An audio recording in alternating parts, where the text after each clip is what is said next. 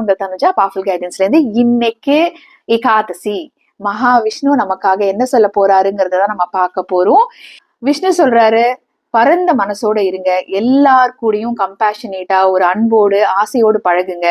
நீங்க முடிஞ்சா உங்களுக்கு தெரிஞ்ச ஏதான மந்திரங்களை சாண்ட் பண்ணுங்க, கொஞ்ச நேரம் மெடிடேஷன் இருங்க, அவரோட பக்தியில மூழ்கி நீங்க இன்னைக்கு ஏகாதசிய சிறப்பா கொண்டாடுங்க.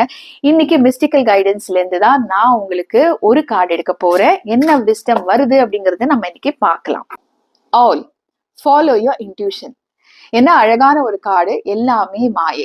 விஷ்ணுவை பொறுத்த வரைக்கும் எல்லாமே இல்யூஷன். நீங்க பாக்குறது எதுவும் பாக்குறது இல்லை அப்படின்னு தான் சொல்லணும். மகாலட்சுமி பக்கத்துல இந்த ஆந்தை இருக்கும். இது ஒரு குறியீடு.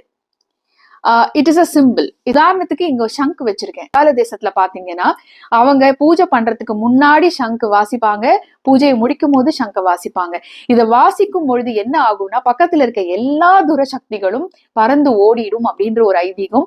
அது ஒண்டி இல்லாம உங்களுக்குள்ள ஏதாவது ஒரு பயம் இருந்தா அதுவும் நீங்கும் அப்படிங்கிறது தான் ஒரு ஐதீகம்.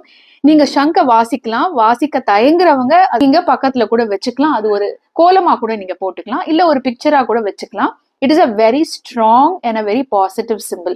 அதே மாதிரிதான் ஆலோ. இப்போ அடுத்து என்ன கார்டு எடுக்கிறேங்கிறத பார்க்கலாம். கான்ஃபரன்டேஷன் அப்படின்னா என்ன? சூஸ் யுவர் பேட்டில்ஸ் வைஸ்லின்னு சொல்றாரு. நீங்க பாக்குறது எதுவுமே உண்மை அல்ல, எல்லாமே மாயைன்னு நான் சொல்லியிருக்கேன். இது நான் சொல்லத, மகாவிஷ்ணு சொல்லியிருக்காரு. அப்போ இங்க ஒரு அழகான குட்டி ஃபேரி என்ன பண்றாங்க, ஒரு டைகரோ லயனோ ஏதோ ஒண்ணு மேல அவங்க பிடிச்சு அவங்க கண்ட்ரோல் பண்றாங்க. அப்போ என்ன அர்த்தம்?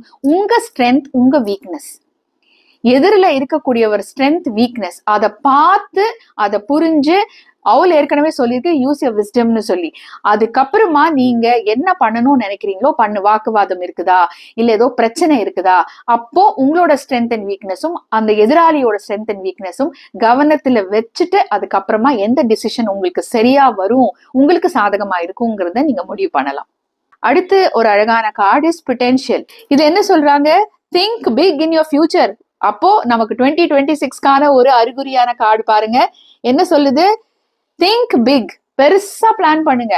நிறைய கனவுகள் வச்சிருந்தீங்கன்னா அதை நீங்க செயல்படுத்தணும்னு நினைச்சு இன்டென்ஷன் செட் பண்ணி ஆரம்பிங்க. கண்டிப்பா வெற்றி உங்களுக்கு வரும். பாருங்க, உங்க வாழ்க்கையில நீங்க எடுக்கக்கூடிய காரியம் சக்சஸா தான் இருக்கும். பாசிட்டிவான கார்டு இது.